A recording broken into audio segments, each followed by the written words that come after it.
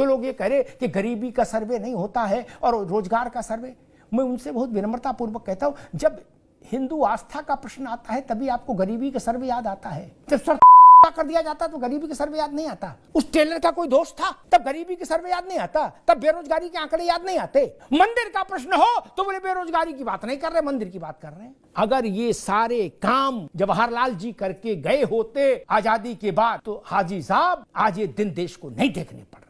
2024 में हमको संघर्ष नहीं करना पड़ रहा हो। मुगल करके गए, अंग्रेज करके गए, समझ आता है, वो हमारे अपने नहीं थे। नेहरू जी की पहली सरकार अगर ये सब कर देती, काशी मथुरा अयोध्या, तो संघर्ष होता ही नहीं। आपने नहीं किया, हिंदुस्तान की आत्मा का पुनरुद्धार नहीं हुआ, हिंदू धार्मिक चेतना को दबा के रखने की कोशिश की गई, उसी का ये प्रस्फुटन है। प्रस्फुटन मुगलों ने दबाया समझ में आती है बात, अंग्रेजों ने दबाया समझ में आती है, गोरी आया समझ में आता है, खिलजी आया समझ में आता है। कांग्रेस की सरकार ने भी वही काम किया।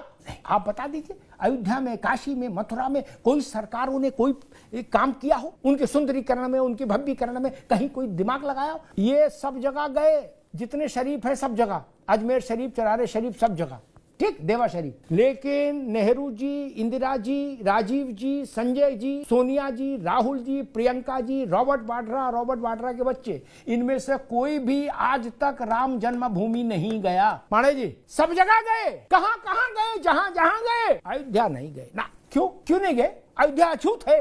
आपने कभी जाके ₹1.25 का बताशा नहीं चढ़ाया वहां, एक अगरबत्ती नहीं जलाई। जमीयत उलेमा के जलसे में आप जा सकते हैं, रोजा इफ्तार कर सकते हैं सरकारी कार्य निवास पर, लेकिन राम जन्मभूमि पर जाने का समय नहीं। मंदिर बन गया, साल भर हो से ज्यादा हो गया, साल भर हो जाएगा, नहीं जाने, वहां भी जाने का समय नहीं। कहा गया था भाजपा वाले कर रहे हैं इसलिए नहीं जा रहे, भाजपा वाले को कार्यक्रम हो जाएगा उसके बाद हम जाएंगे सब लोग, कोई गया नहीं। समाजवादी पार्टी वाले कह रहे कि शिव मंदिर बन जाएगा इटावा में तो उसके बाद जाएंगे। चलो भाई ठीक है, पहले शिव मंदिर ही बन जाए। बात वहीं आकर टिक जाती है। वो दौर चला गया जब भारत की सांस्कृतिक आध्यात्मिक चेतना को दबा दिया जाता था। अब सरकारें कोई रहें, पार्टियां कोई रहे, भारत की आध्यात्मिक धार्मिक चेतना अब दब नहीं सकती, कुंठित नहीं हो सकती, उसको सप्रेस नहीं किया जा सकता, उसको मतलब कंप्रेस सप्रेस नहीं किया जा सकता। जान लीजिए, कोई नेता रहे, कोई सरकार रहे, अब वो दौर ही बीत गया। ये भारत की आत्मा का जागृति काल है।